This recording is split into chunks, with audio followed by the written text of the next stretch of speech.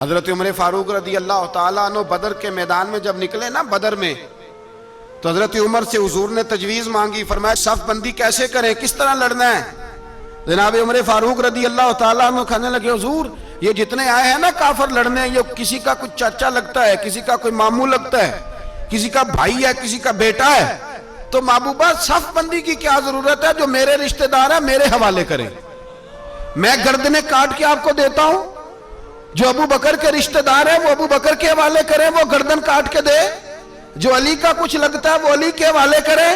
ہم دنیا کو بتائیں گے کہ اشداء علی الکفار، اشداء علی اس کے لیے ہمارے پاس سختی ہے، کوئی نرمی، وہ ہمارا سگا بھی ہو تو اس کے حق میں کوئی نرمی۔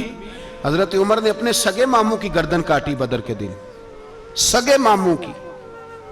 حضرت ابو عبیدہ بن جراح، سنو، اسلام امن کا درس دیتا ہے، محبت کا درس دیتا ہے، بھائی اسلام ہی تو امن کا درس دیتا ہے، پر جڑی بوٹی کاٹنا بد امنی نہیں ہوتا، ظالم کا ہاتھ پکڑنا بد امنی، اور امن والے اور ہوتے ہیں بزدل، ان دونوں میں فرق ہوتا ہے۔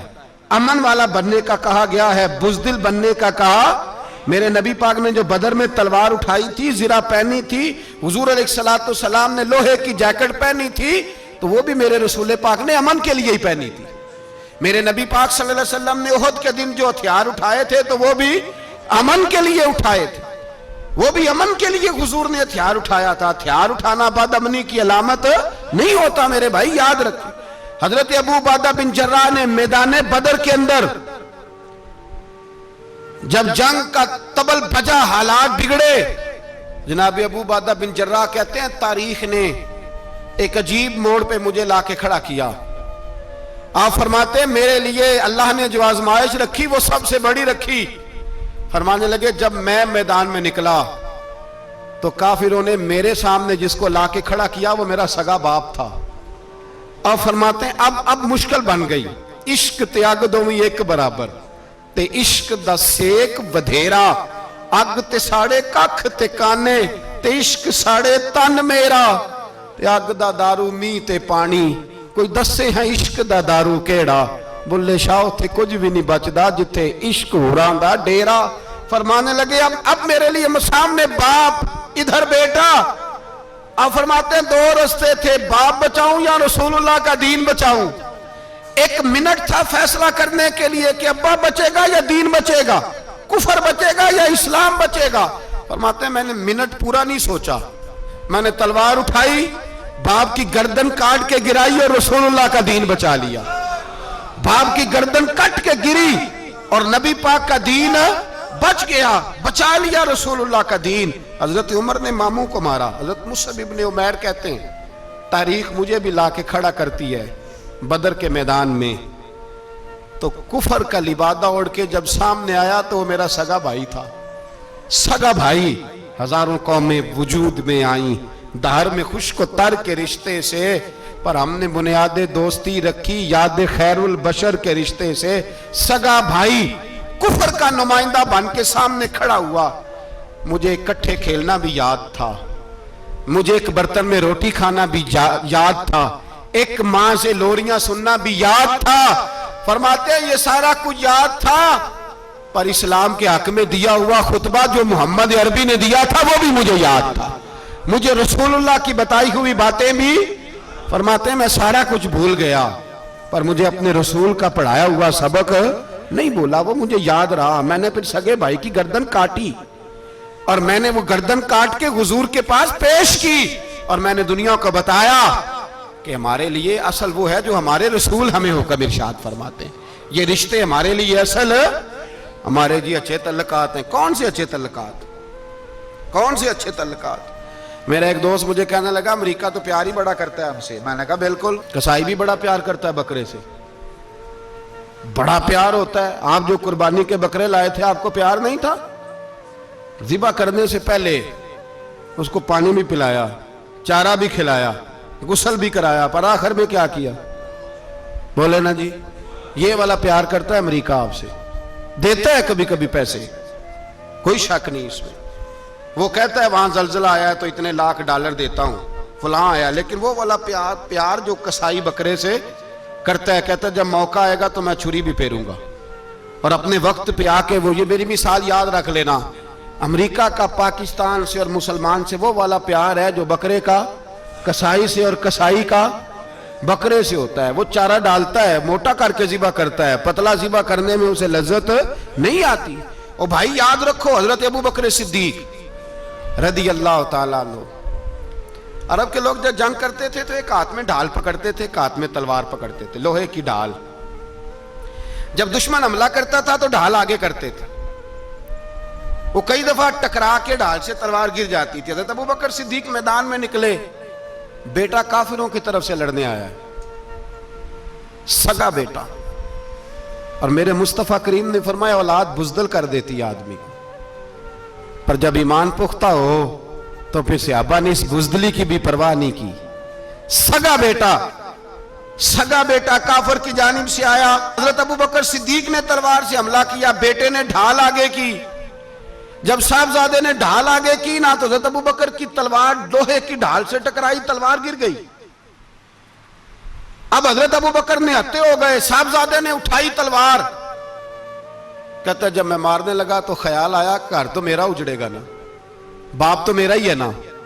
صاحبزادے کہتے ہیں میں ابو بکر صدیق کو چھوڑ کے چلا گیا, بعد میں مسلمان ہو گئے, کلمہ پڑھ لیا. ایک دن گھر میں بیٹھے تھے تو بات شروع ہو گئی. صاحبزادے کہنے لگے ابا جی وہ یاد ہے نا جب میری ڈھال سے آپ کی تلوار ٹکرائی تھی اور تلوار گر گئی تھی تو میں نے آپ کو باپ سمجھ کے چھوڑ دیا, میرا ہی گھر اجڑنا تھا باپ سمجھ کے. جناب صدیق اکبر رضی اللہ تعالیٰ عنہ, صاحب ابن شام نے لکھا ہے کہ اپنی سرین پر 2 دفعہ ہاتھ مارا, 2 دفعہ.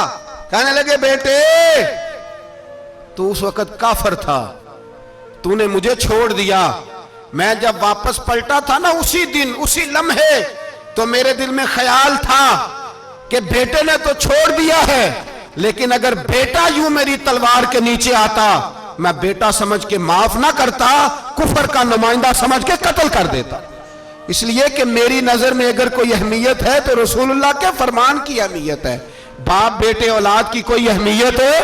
اشداء علی الکفار, کافر سے نفرت ہی نہیں ہوتی. یہاں تو موج لگ گئی ہے ایک عام نوجوان سے لے کے عام آدمی سے وزیر اعظم تک کی سوچ یہ ہے کہ رہائش امریکہ میں ہونی چاہیے, لندن میں ہونا چاہیے, بس یہی سوچ ہے. اب تو اللہ تبارک و تعالیٰ معاف کرے جس کے پاس پاسپورٹ ہے لندن کا, یورپ کا, وہ سمجھتا پتہ نہیں میں کون سی بلا ہوں. چھوڑو, کس چکر میں پڑ گئے ہو, کس طرف نکل گئے ہو. صدر صاحب امریکہ کے صدر کے ساتھ فوٹو کھچاتے ہیں تو وہ 2 فٹ اونچا ہو جاتے ہیں. بس کرو یار, یہ کمزور لوگوں کی علامت ہے, کمزور لوگوں کی. حضرت عمر فاروق رضی اللہ, مجھے پلٹ کے یاد آتے ہیں سیدنا فاروق اعظم, حضرت فاروق اعظم رضی اللہ تعالیٰ عنہ سے عیسائی بادشاہ نے کہا میں ملنا چاہتا ہوں. آپ فرمانے لگے ٹائم نہیں, جو تجھے ملنا ہے وہ مدینے کے غریبوں کو نہ ملوں گا, وہ رسول اللہ کے نوکروں کو نہیں ملوں گا, تجھے مل کے کیا کرنا ہے. میں انہیں ملوں گا جن کے لبوں پہ رسول اللہ کا درود جاری ہے, جو مصطفیٰ سے پیار کرتے ہیں. مجھے تجھ سے ملنے کی کوئی ضرورت ہے. ہمارے ہاں وہ نفرت نہیں کفر کے لیے جو مسلمان کے دل میں ہونی چاہیے, وہ مزاج ہی نہیں ہمارا, وہ شعور ہی نہیں. ہم جب بھی اتحاد کرتے ہیں کافر سے اتحاد کر کے اپنے ہی بھائی کو مارنے لگتے ہیں. وہ جی لڑائی ہو رہی تھی, بھائی کا بھائی سے اختلاف نہیں ہوتا گھر کے اندر, پھر وہ دشمنوں کو بلا کے لاتا ہے کہ میرے بھائی کو مارو. ایسا ہوا ہے کبھی؟ اگر آپس میں اسلامی ممالک کا اختلاف ہے بھی تو کافر کو لاؤ گے مارنے کے لیے, کافر کو لاؤ گے. اور یہاں ایک آدمی قید ہوا تھا امریکہ کا, پوری دنیا کو مصیبت پڑ گئی تھی. سمجھ آ رہی ہے؟ نام لینے کی ضرورت تو نہیں, بات کی سمجھ آ رہی ہے آپ حضرات؟ ایک آدمی قید ہوا تھا اور انسانی حقوق کی تنظیمیں اور ہمارے اپنے اندر سے بڑے بڑے, میں روشن خیال نہیں, میں روغن خیال کہتا ہوں ان لوگوں کو, بڑے بڑے روغن خیال اٹھ کے کھڑے ہو گئے, جی انسانی حقوق کی بات کرو, جی ایسے ہو گیا, جی ویسے ہو گیا. لے گئے بندہ چھڑا کے. یہاں روز خون کی ندیاں بہتی ہیں. اقوام متحدہ جس سے مسلمان بھیک مانگتے پھرتے ہیں کہ مسلمانوں پہ مظالم بند کراؤ, اقوام متحدہ نے کہہ دیا کہ دنیا کی مظلوم ترین اقلیت کا نام برما کے مسلمان ہے. اقوام متحدہ نے رپورٹ دے دی پھر مر نہیں گئے سارے اسلامی حکمران؟ شرم اور غیرت کے ساتھ کسی گھڑے میں دفن نہیں ہو گئے؟ تمہیں للکار کے انہوں نے کہا کہ یہ سب سے مظلوم ہیں، ان کا کچھ کرو۔ چند دن پہلے یہاں ننکانہ صاحب بے احسانیوں نے جلوس نکال کے کہا مسلمانوں شرم کرو، ان کی مدد کرو۔ پوپ بول پڑا، پوپ احسانیوں کہا کہ مسلمانوں کہاں ہو، کدھر ہو تم، ان کی مدد کرو، نکلو ظلم ہو رہا ہے۔ پوری دنیا چیخی۔ آپ کے ملک میں آ کے امریکہ ڈرون حملے کر جائے تو آپ کی وزارت داخلہ کو بعد میں ہوش آتا ہو ہمیں تو پتہ نہیں چلا، ہم تو سوئے ہوئے تھے، وہ حملہ کر گیا۔ اور عالمی قوانین کی مخالفت کر کے برما کی حکومت کہتی ہے کسی صحافی کو بھی ہم اندر نہیں جانے دیں گے، ہمارا ذاتی معاملہ ہے۔ ایسے بے شرم لوگوں کو اپنا نمائندہ بناتے ہو، جنہیں ہوش تک نہیں اس بات کی۔ ہم نے کلمہ پڑھا ہوا ہے نبی پاک صلی اللہ علیہ وسلم کا، میرے رسول پاک سید عالم نور مجسم صلی اللہ علیہ وسلم نے جو لوگ تیار فرمائے، نیند تو نہیں آ رہی آپ حضرات کو، نبی پاک نے جو لوگ تیار فرمائے، حضرت کعب بن مالک رضی اللہ تعالیٰ، حضور نے فرمایا چلو تبوک پہ میرے ساتھ، سارے چلو، سب تیار ہو گئے۔ حضرت کعب بن مالک فرماتے ہیں مجھے گھوڑا بڑا دوڑانا آتا تھا، نیزہ بڑا چلانا آتا تھا، تلوار کا میں بڑا دھنی تھا، میں مالدار بھی تھا، میرے پاس بڑی وسائل تھے۔ حضور چلے گئے تو میں نے یہ بخاری ہے، فرماتے ہیں میں نے سوچا کہ میں چلا جاؤں گا، کل میں گھوڑا دوڑاؤں گا، میں نے پیچھے پہنچ جانا، پرسوں چلا جاؤں گا، ترسوں بس سستی ہو گئی، نہ جا سکا۔ فرماتے ہیں وقت بیت گیا، حضور چلے گئے، آج جاتا ہوں کل چاہتا ہوں، اسی میں حالات سارے گزر گئے، حتیٰ کہ اللہ کے رسول واپس آ گئے۔ فرماتے ہیں کچھ بوڑھے تھے جو نہ جا سکے اور کچھ منافق تھے جو حضور کے ساتھ جہاد پہ نہ جا سکے۔ آپ فرماتے ہیں میں جوان بھی تھا، تیر انداز بھی تھا، اور دنیا عرب سارا جانتا تھا کہ مالدار بھی ہے، اللہ تعالیٰ کی دی ہوئی بڑی نعمتیں تھے، میں نہ گیا اور ہو غلطی گئی، سستی گئی۔ فرماتے ہیں حضور مدینے میں آئے، جب مسجد نبی میں بیٹھے تو منافق آ کے بہانے کرنے لگے، کوئی کہنے لگا بچی بڑی بیمار تھی، کوئی کہنے لگا حضور کل ہی صحیح ہوا ہوں۔ فرماتے ہیں مجھے بھی پتا تھا اور پتا مصطفیٰ کو بھی تھا جھوٹ بول رہے، حضور کو پتا تھا، پر وہ بہانے کرتے، حضور قبول کرتے، میں چلو جاؤ۔ کہا فرماتے ہیں ایک منٹ کے لیے مجھے بھی وسوسہ آیا کہ کوئی بہانہ نہ کر دوں، لیکن پھر میں نے سوچا بہانہ کس کے سامنے کروں، جسے اللہ تبارک و تعالیٰ نے نبوت کی آنکھ عطا فرمائی ہوئی ہے، اس محبوب کے سامنے بہانہ۔ اس خیال آیا مسلمان نیک و بد پہچان جاتے ہیں، محمد آدمی کے دل کی باتیں جان جاتے ہیں، کدھر بہانہ کروں، حضور کو تو سارا پتا ہے۔ فرماتے میں گیا، حضور نے پوچھا کیوں نہیں آئے، اور پوچھا بھی مسکرا کے، کیوں نہیں آیا، مسکرا کے پوچھا۔ فرماتے ہیں میں نے سچ سچ بولا، میں نے کہا یا رسول اللہ سستی ہو گئی، حضور غلطی ہو گئی۔ جو بہانے لگا رہے تھے ان کو آزادی مل گئی، اور مکتب عشق کا دستور نرالا دیکھا، اس کو چھٹی نہ ملی جس نے سبق یاد کیا۔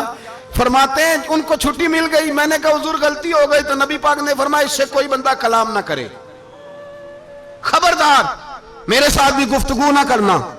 حضرت کعب بن مالک فرماتے ہیں میرا چچا زاد بھائی، خالہ زاد بھائی سارے رہتے تھے، میں کسی کو سلام لیتا تو کوئی جواب بھی نہیں دیتا تھا۔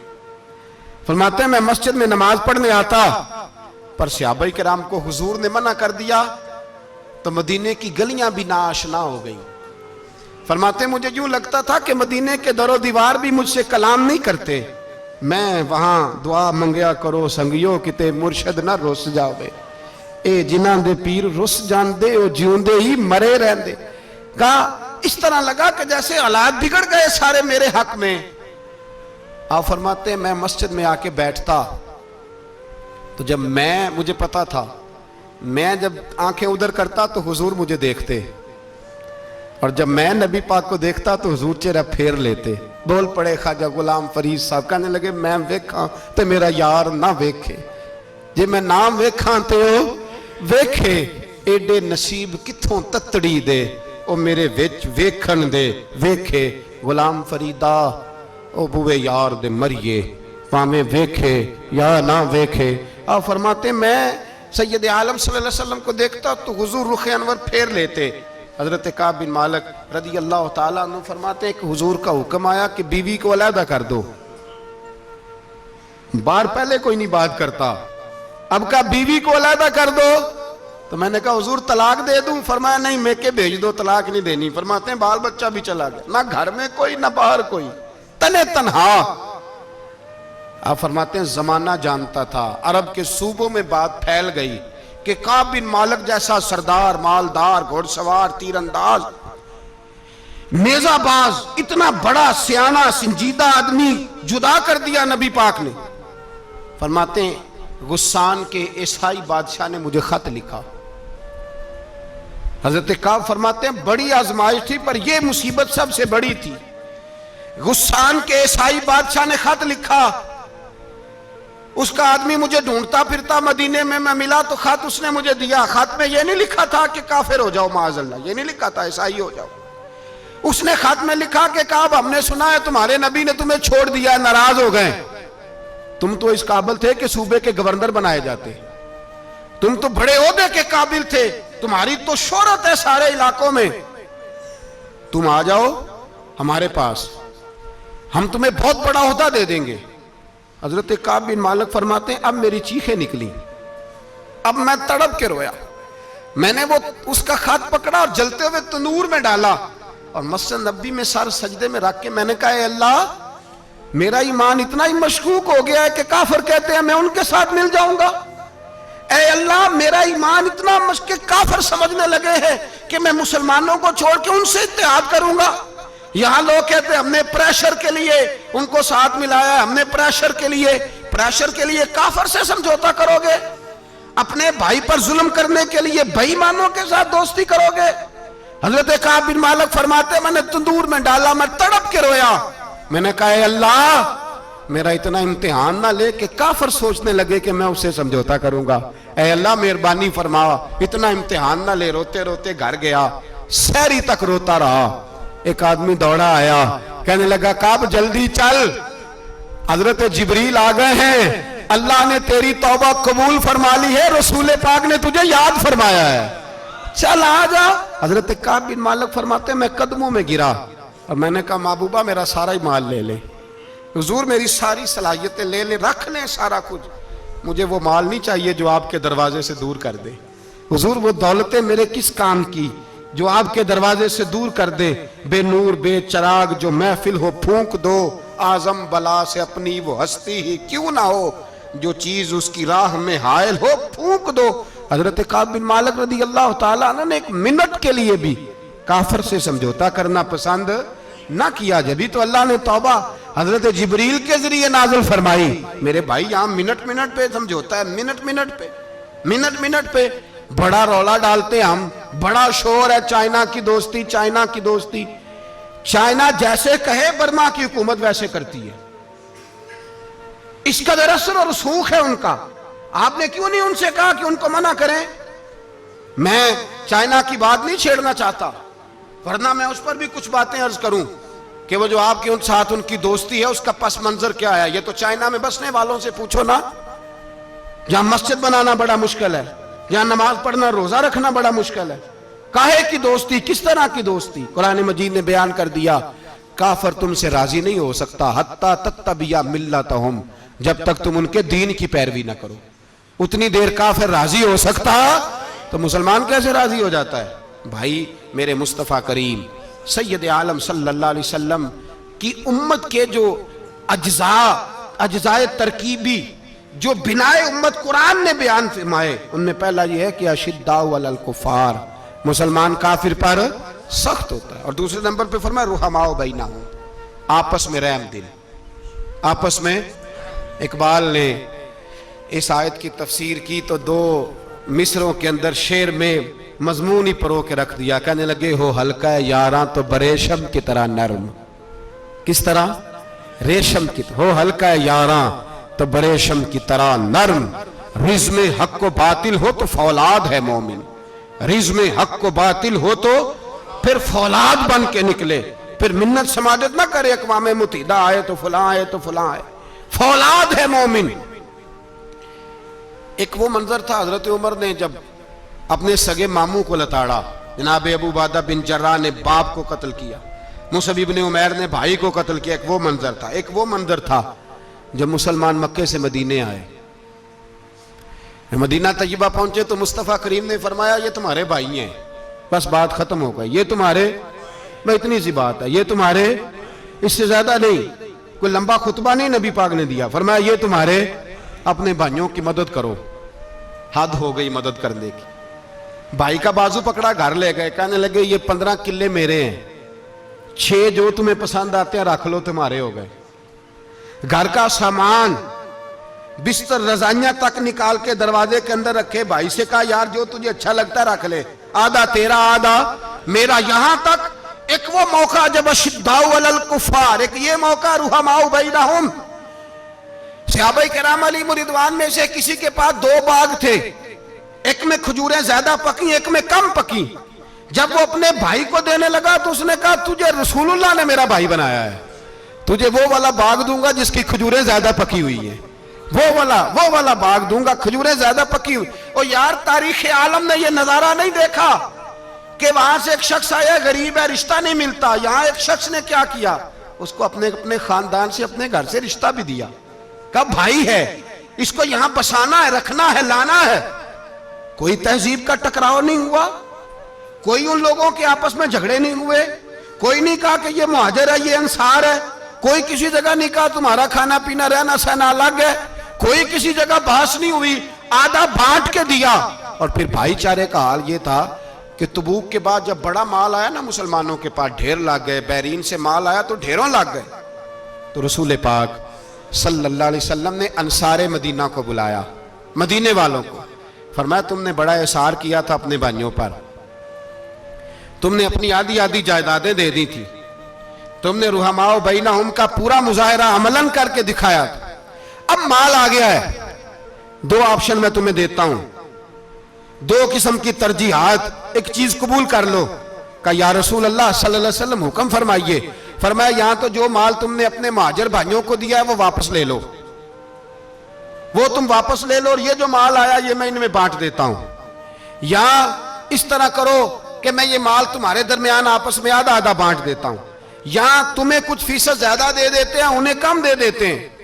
بات ہو رہی تھی، انصار چپ تھے، حضور نے فرمایا بولتے کیوں نہیں، پتہ محبوب کو بھی ہے کہ یہ بولیں گے تو مجھے بھی ٹھنڈ پڑے گی اور قیامت تک ساری امت کو سکون ملے گا۔